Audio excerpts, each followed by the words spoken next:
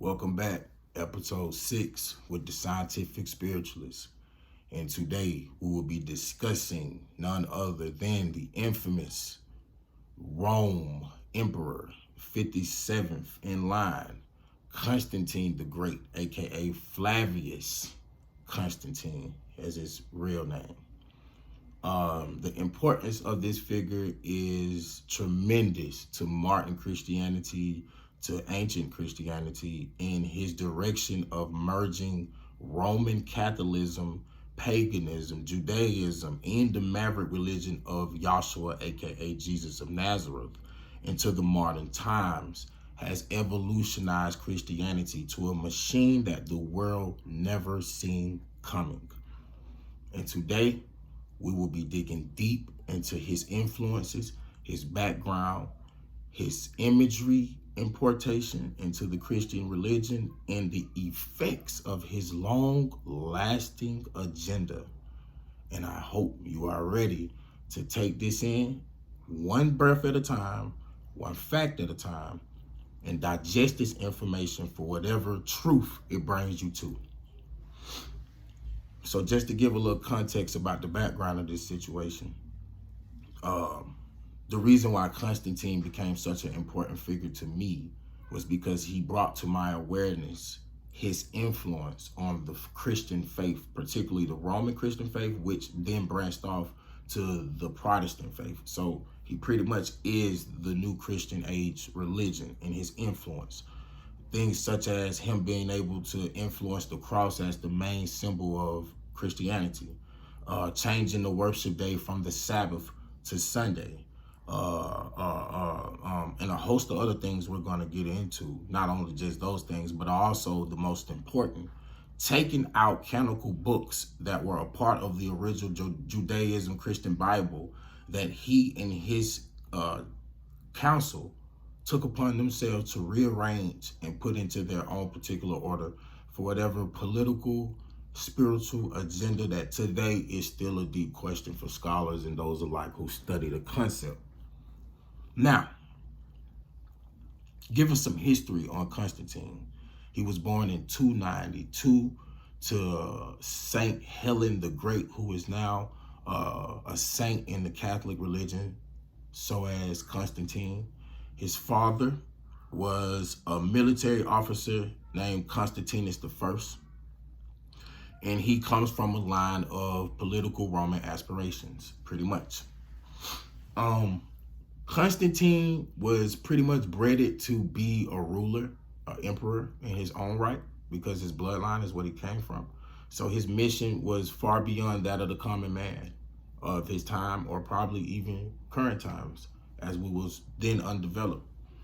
Much like predecessors such as Alexander the Great, and even going back further than those people like Nimrod and other biblical people, this guy had a mission, and it in my opinion, succeeded very well thousands of years after his passing, which we're going to get into what he did particularly, which makes him such an influence and such a person of recognition today. Okay, so let's start back with when Jesus died, or aka Yahshua for those who subscribe to the traditional Hebrew name. Yahshua, after his dealings, after his legacy that he left, he then, of course, as the book goes, was crucified. And his followers then shortly after were captured by Roman soldiers and killed for entertainment.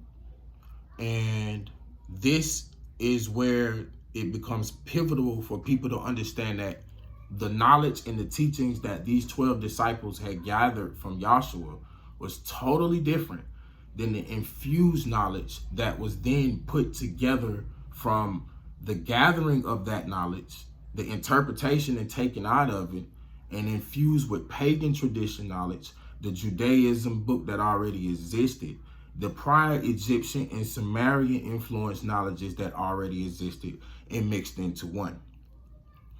Now, as it goes, as Constantine was marching into war, he had a vision or a daydream about the cross, and he seen it in the sky. Now, this vision impacted him so much as an epiphany, he converted his faith from being a pagan over to Christianity. Now, it was not a smooth transition as I am stating it. Of course, this wasn't an overnight thing that happened to change the whole Roman Empire, but it was done strategically and step by step with what we can break down as a political motivation or a spiritual motivation to deprive certain people from certain knowledges. So after Jesus died, or Yahshua, his true knowledge or his maverick religion or his Gnostic teachings that were really left were then taken by the Roman people to be and the priesthoods of other ancient religions, and then embedded and made into a different encoded book in itself, whitewashed of his imagery, changed his whole persona, took books out such as Enoch, which is another video we will talk on, the revelations of, the real life of Yahshua and so forth, Dead Sea Scrolls, and a lot of other things that are now popping back up or being found by archaeologists and scientists alike today, all given a different narrative, a whole different approach to the history that has been painted by Constantine and others. Now, Constantine and his army, of course, by history things, he succeeded in establishing the capital of Byzantine, later changed to Constantinople. I'm sorry if I pronounced that wrong. He set in motion of events that would break the empire. It split the Christian church and impacted Europe history for 1,000 years and counting. Okay, on October 28th, 312 AD, Constantine marched on Rome and met Maximus and Magellan Bridge. The story goes that Constantine had a vision of the words, "In hoc signo vinces," meaning in the sign you will see, you will conquer, upon a cross. And he swore that he should be triumph on that day. He would pledge himself to Christianity. Now, before I continue this is much more like any other history thing that we have heard about certain warriors praying to certain gods for power, such as Achilles or even who's another great figure, Moses, even praying to a particular god against other gods for power, for particular choice, for particular favor, and actually bargaining with God to, if I can conquer this war, then I will flip myself in my whole Roman Empire over to this faith with this God, because this God is in favor of me and my wants and desires. This is literally what this is saying. And it's important to know that the Christian religion, when Jesus was around, the faith did not use the symbol, the cross, as the symbol of Christianity. For one, the name Christianity was not the name that Jesus and his followers called themselves. And they did not use the symbol that he was later used to die on as the symbol of him. That was done by these Roman people as a mockery of his death. And to this day, is still a true mockery of his death if you want to go that deep. But we'll take it step by step, time by time, so we all can digest the importance of this history that was taught to us. Now, for my personal connection to this story, I went to 6 different high schools for many different reasons. And I met a lot of people with that experience, but I also had a different type of experiences of seeing different types of lives, different type of people, different type of ethnic backgrounds and races that I wasn't brought up on. I was only brought up on my race, my community. That's all I seen. If I didn't see other things on TV or go to certain parts of town to see this, then I didn't know that, and I didn't know how that world operated. So in one of these particular high schools that I went into, 80% Caucasian, probably 15% African American or less. I had an AP class in history, and of course it was heavily European and very few black people. And like most times when you deal with stuff like that, you kind of like, if you're used to it, it doesn't really affect you. Meaning if you grew up in this and it's not a culture shock to you. For me, it was a huge culture shock to see how freely they just talk about what I would take as, because I just started to differ my knowledge from what I was taught to hearing it from people who originated this teaching from an unoriginal source that they're claiming to be original. And in this particular class, they were talking about manifest destiny, which pretty much was God's vision for a particular set of people that these people then interpret themselves to say God wants for them. And the example that I'm using is the American manifest destiny, where the founding fathers, or George Washington in particular, was given this vision and choice to take over and conquer the Western world because it was in their destiny. Now, let's put into context what that meant for the Indians, as they are so-called native people of Americans at the time, who we know have a different intake on their arrival, who looked at these people as gods, and their vision and their ancestries and their teachings did not prepare them for what these people had in their mind with their conception of manifest destiny. You see where these two words collide. And then we can go into the deeper conception of how that played out. But in particular with separation of that, separation of the African translated slave movement, let's focus on Constantine. Constantine, his aspirations of influencing what he knew would be a cult-like movement with Yahshua, or Jesus at the time, which, let me put in perspective for you. Jesus' teachings were in fact cult-like in his time of living, because he was going against the original Judaism, Torah, that already existed. He also was going against the prior secret knowledge that was not trying to be exposed, that he was exposing. And he literally threatened the system of religion itself and the system to keep the masses trapped, which is why he was made into an icon, into a god himself. Because if his liberation could reach the mind of the masses, it would have divided the Roman Empire quicker than it already was going to happen anyway. Follow me? Let's continue with Constantine's Council of Nazio. Now, in the Council of Nazio in 325 AD, he and a councilman of many other spiritual, religious, and probably influential people met and dictated what books in canonical order the Bible would be presented in, what books would be taken out. In particular, my next video, which will be about Enoch, or aka Adolpha, if you will, and the importance of his role in Christianity and how his message was left in both the Old Testament and the New Testament, but yet they tried to remove his conception altogether, and even being referenced by Jesus himself in Luke 14.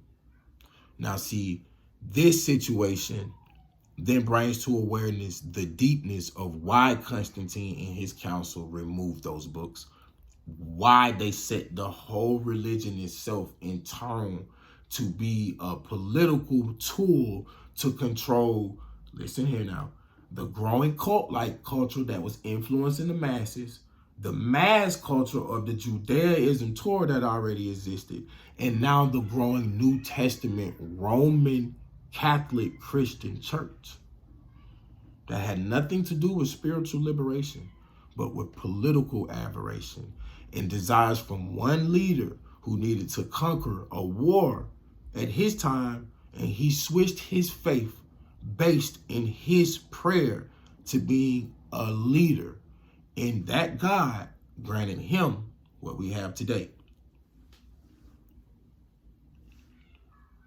Now, unpacking this deepness, and let's go into him switching the worship day from Saturday to Sunday, and why that's important.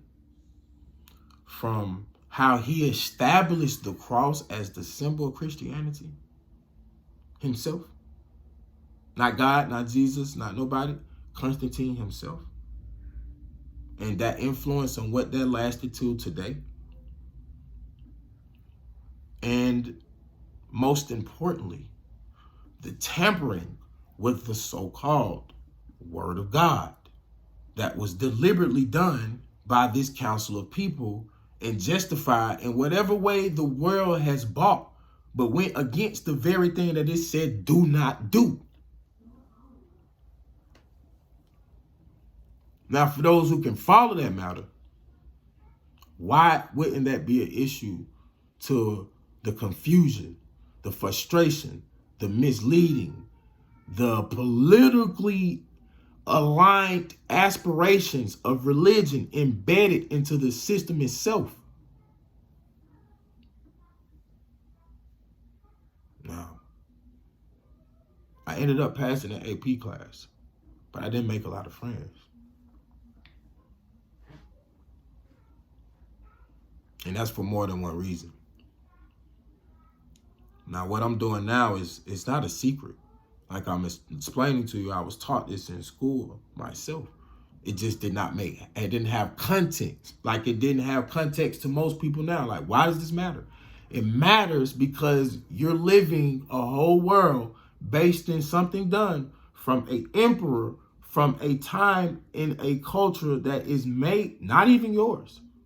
So I'm not here to bash anybody of Roman ancestry or European ancestry at all.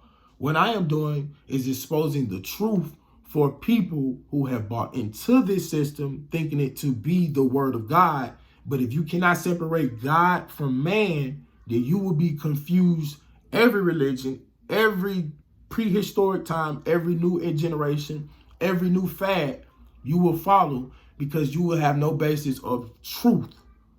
And the truth is, everything we believe has been put in our face and then manipulated or converted to be something else from its original source, down to our language, down to the way it is now, down to the time,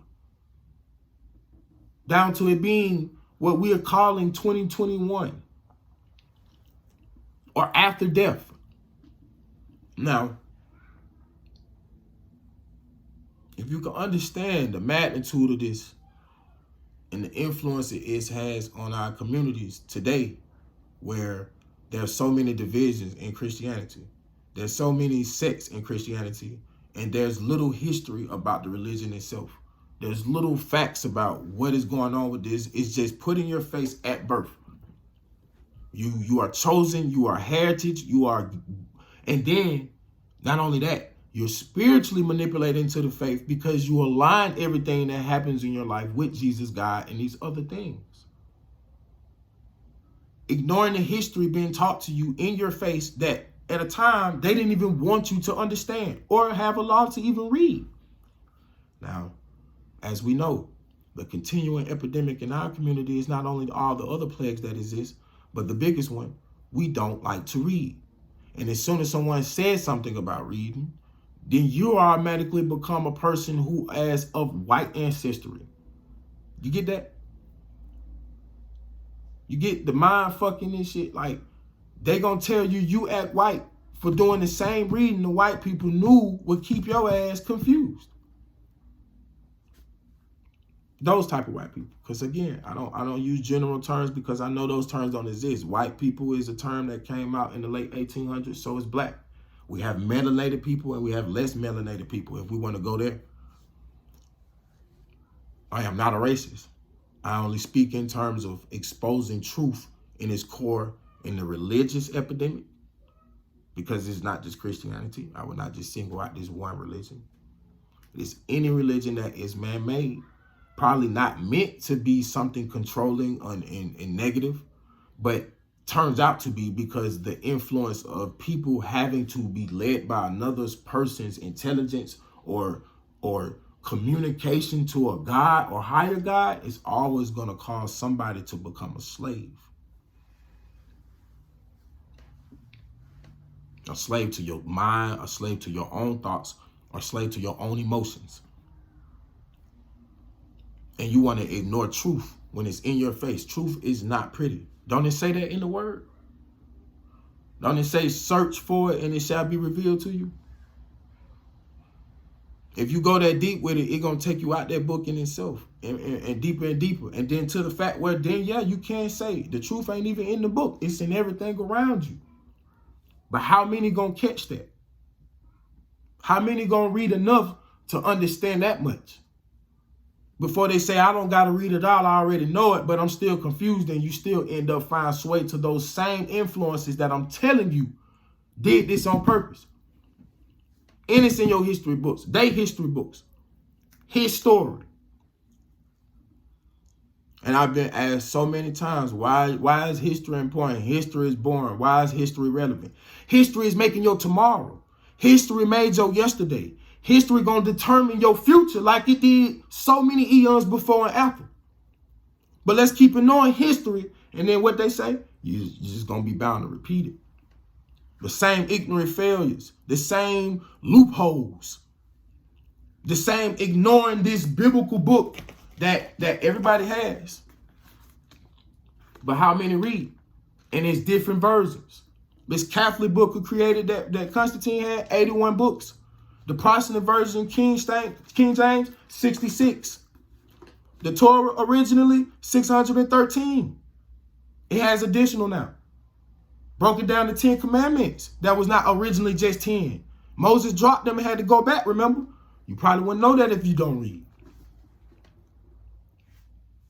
And they go deeper than that. Because this origin is an adopted lineage history from older civilizations. That's including the Greek, Egyptian, and the Sumerian. And going back deeper than that, as far as your brain can take you. And some people's brain ain't, and I really believe everybody's capable of it, but we've been trained to only use so much of our brain that this stuff then goes into religious dogma. They then scare you into saying this is going to lead you to being a demon. This is the devil's work. That's the mind fuck, man. And once you understand that and get past that veil, you no longer have to be demonized and seeing that, or this is going to bring out the devil. You realize the devil never existed. Just like this God in this book was manipulated, and we're not taking away from the conception of what God represents. Once again, if you follow my videos, you understand the conception of the creator. And the creator is the God that people misconstrue for the term God itself and put it into a he. That's for a whole nother video. Or the previous one you can go check out.